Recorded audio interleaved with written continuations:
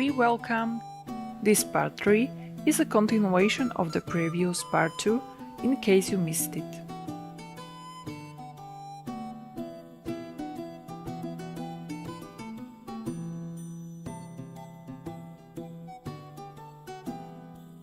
Now we are going to frame the dolphin. The row of beads is still straight enough for me to string several beads at once, not just 2 or 3. I insert the needle into the place where the row will end. And I secure the beads in their positions with those tiny stitches between the individual beads, thus securing their positions.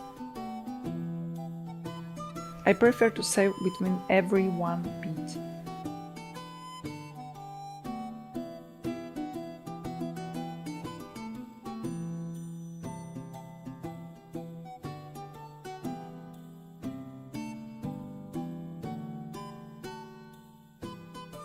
I insert the needle again at the beginning and continue with the same principle.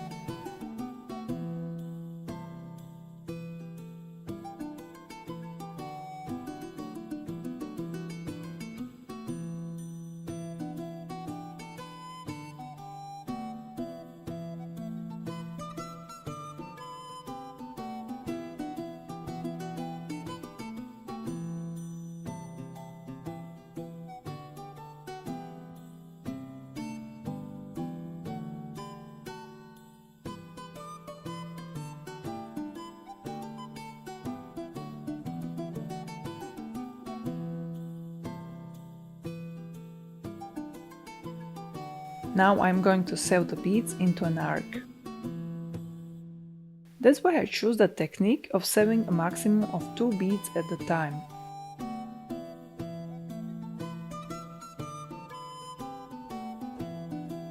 I insert the needle back to the middle between 2 beads. And I come out with the needle by sewing through the last bead. I continue sew. I'm getting to the snout, and on the edge I sew only 1 bead at a time. You see, the more rounded the line is, the fewer beads I can sew at a time. Then I continue with 2 beads again.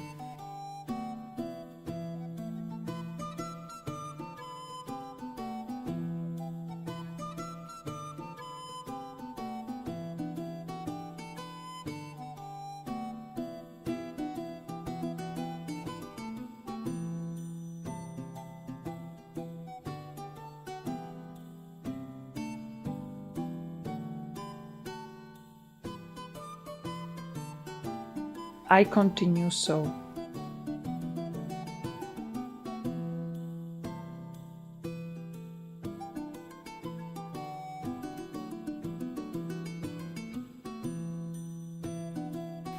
Done.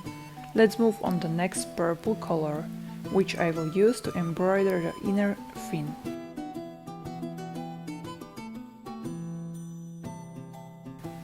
First the outline and then the inside.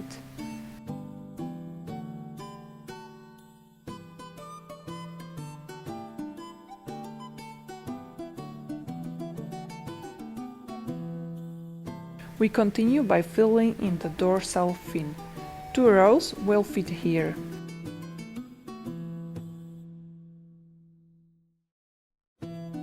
Excellent!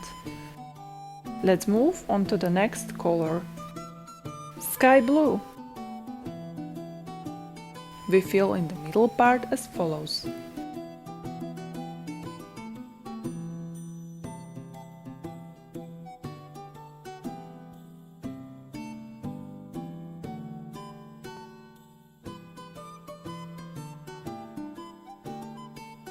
I fill this remaining thin strip by placing 3 purple beads side by side across the white. One by one, this is followed by a classic straight row.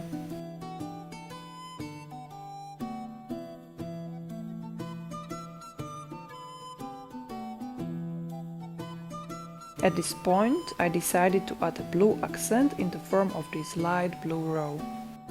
Perfect! I continue with the rest of the purple part of the dolphin's body.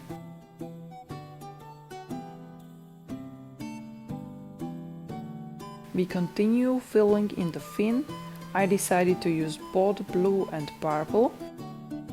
I still need to fill in the remaining area. I'm going to decide on the color with the following test. I decided on the purple version. It needs more contrast.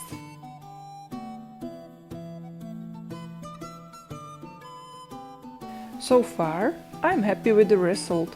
Just a few last stitches with a needle and light blue beads. It took me about 3 hours to embroider the entire dolphin motif with beads. Don't be sad if it takes you much longer at first, because the result is always worth it. And you will definitely get faster over time. My tip: it's always better to make rows of beads very close together than to have an ugly, separately filled empty space. And we are done! Your first bead embroidery is ready. Now we will release the embroidery hoop and go underwater with the embroidery.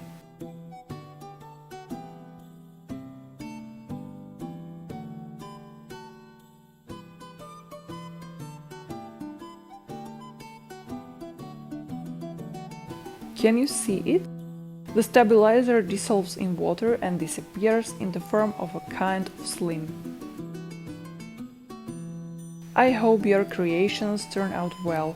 You can tag me on Instagram, 10 Little Princesses. I am looking forward. Thank you.